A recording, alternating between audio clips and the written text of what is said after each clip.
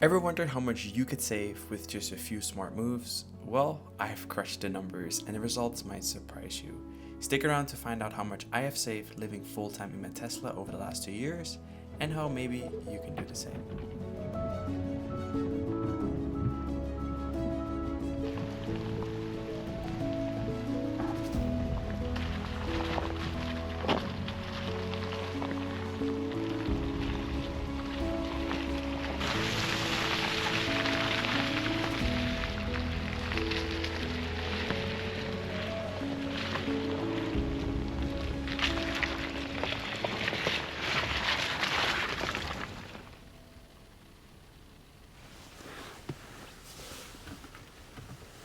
Feels really vulnerable to talk about this. Like, I've thought about this subject for weeks about posting this video. I've talked to a few other fan livers and they said that I should make this video.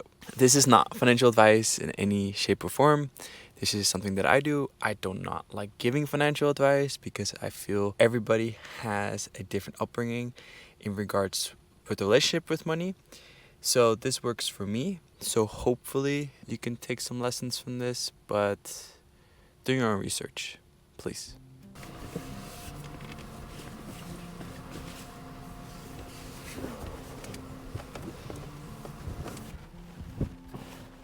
So initially, I started living on the road about 2 years ago. I first had a Tesla Model 3 and I had no intentions to actually live inside of it.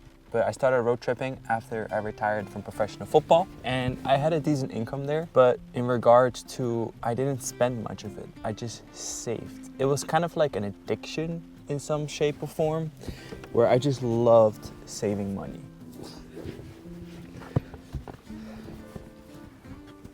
This looks really, really creepy, like the scene from The Shining. But like, for example, Dave Ramsay, which is like a financial guru, he always says that buying a car is probably the worst investment. Knowing that cars lose 60 to 70% of their value in the first 4 years is to buy a quality used car. Cars tend to depreciate. But I kind of found a way to leverage my time and make it seem like on paper that I have a loss. Let me explain what I mean. For the first 6 months living on the road, I was breaking even most months and I was actually using my savings to slowly pay off the Model 3 that I had. But then because I decided that I wanted to live bigger, have a little bit more features, creature comforts, I decided to sell my Model 3 in Los Angeles and fly all the way back to Boston to pick up my Model X. I ended up putting like a significant down payment on the car to make sure my monthly payment wasn't too crazy. And because it is my daily driver, my expedition vehicle, and it is also my home, I feel like I can justify a car payment of about $800 per month, which for most people, it's a lot of money. It's above the average loan payment per month in the United States. But because I feel like I have those three things, I justify that.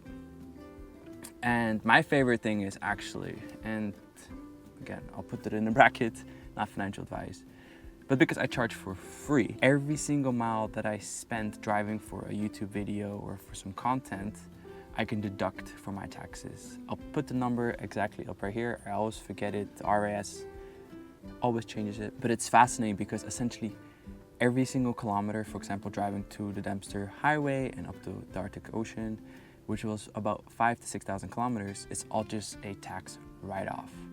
It's crazy how that works. And I do have an LLC, right? An LLC single member is essentially a flow through. So my business income also gets reported on my personal income.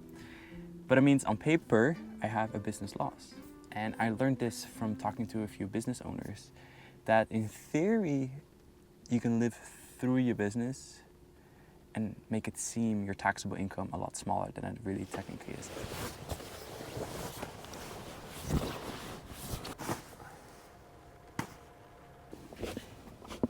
And it is something that works today, that loophole.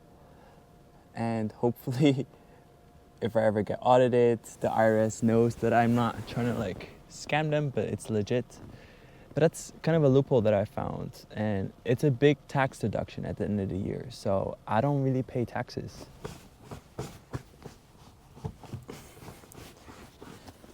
But it's such a beautiful day in North Vancouver. That was 100% sarcasm. But I feel this is kind of a rainy day kind of vlog where I talk about my finances. And I used to work for Tesla, so some of you know that as well. And I worked for the company for about 5 months, which is very short, but I was exhausted after 5 months. I loved my breaks. Anytime I would have time off, I had PTO, I'll just book it somewhere and take my time off. Maybe that's the reason why they fired me. I was in the top 5 salespeople in the region, but I guess all that stuff doesn't matter at the end of the day for them. I was just in a number, expense, and I've heard that before getting hired that at any time I can be let go. So I was saving about $2,000 per month, putting it into my savings to make sure that if I were let go, I was set. Have a cushion.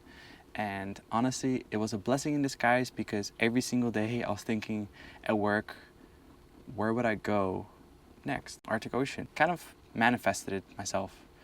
But I was saving a lot of money just like that, just putting straight into my savings. And the crazy part is I was paying rent as well for a few months with my girlfriend at the time. As much as I loved her, I also just loved being on the road, and I hated rent. Every time she sent me a Venmo request to pay half the rent, it said not for rent. Though I have saved up a lot of money.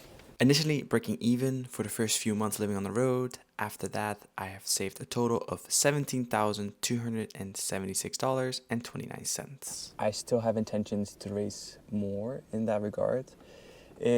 I'm actually challenging myself to raise $30,000 in the next 6 months or so. So I have enough funds to bribe the cops.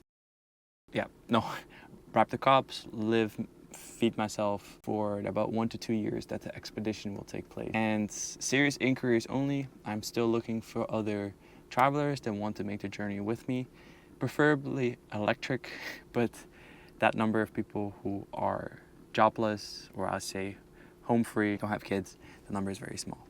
But if you're interested in joining that adventure with me, please shoot me a DM. I'll love to connect.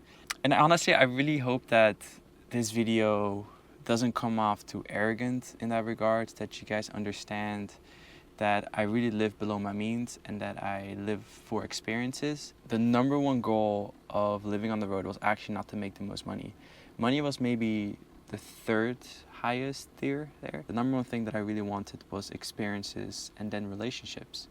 Because I get to travel so much at relatively low cost, I get to experience life to the fullest, try random shit that I thought I would never do, and come across some of the greatest people I've met.